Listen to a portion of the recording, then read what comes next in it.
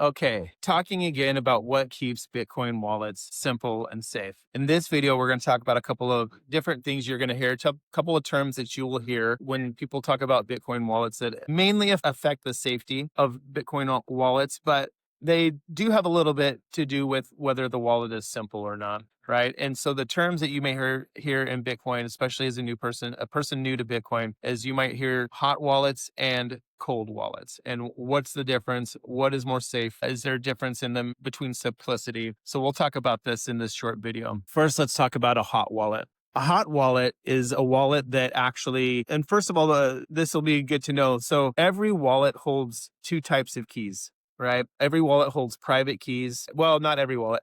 We'll get into that. It's a little bit more complex, but most wallets are going to hold two types of keys, private keys and public keys. Okay. Your private keys are like your password in your email. I like to use this analogy. Public keys are like your email address, right? So public keys you can give to anyone because all they can do, if you give someone your email address, all they can do with it is send you an email, right? They might sign you up for a list and get you spammed or something like that, but that's the worst that can happen. They can only use that email address to get you to send you email, right? Now, someone has your private keys, that's like having the login, the username, and the password to your email.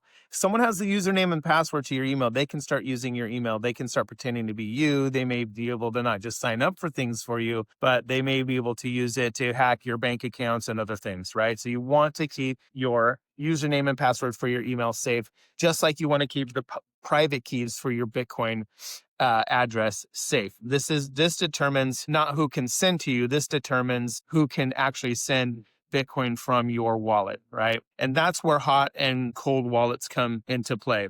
A hot wallet is a wallet that is online. It's connected online. So technically, someone over the internet could hack it. It would be extremely difficult, but it is possible, right? They could possibly attack your wallet in some way, this hot wallet in some way, since it's hot, connected to the internet, it's live. It could be reached and hacked and compromised and potentially have your Bitcoin stolen. Again, it's extremely unlikely. It's not impossible, but it's very improbable unless there was a wallet that had some really bad code in it. All right. So that's what a hot wallet is, a wallet that is connected to the internet. So for example, if I download a wallet to my phone, all right, and I'm using it, it has my private keys and my public keys on it, and I'm using to send and receive Bitcoin with it. When my phone is connected to the internet, and I have that wallet open, technically that wallet is connected to the internet. It is a hot wallet, right? There is an opportunity for it to be hacked and my private keys stolen.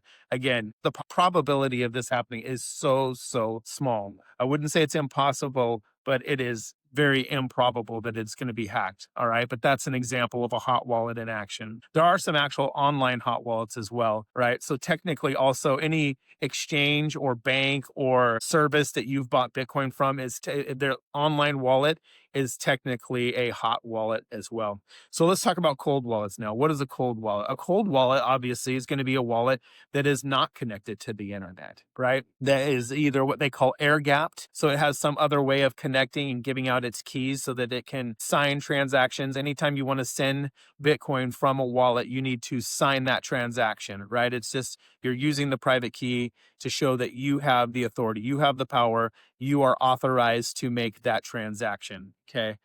So a cold wallet has a way of doing this without being connected to the internet. So it keeps those private keys safe, keeps them almost virtually unhackable, right? But again, you could be hacked through social engineering, and that's where someone gets you to give them your private keys or your passwords, right? Through some sort of conversation. Maybe they pretend to be someone from a customer support at a bank or something like that, and they get you to give them your keys. Or you lose them or something like that, right? That's how you could still lose your Bitcoin. But again, it's so extremely rare. So a cold wallet is going to be something like a hardware wallet. It's a small device that you will use, connect it to your phone really quick through a signal Bluetooth, or you'll punch in a code or something like that. And then you'll sign those transactions. So again, a hot wallet is a wallet that's connected to the internet while you're using it. A cold wallet is one that is not connected to the internet.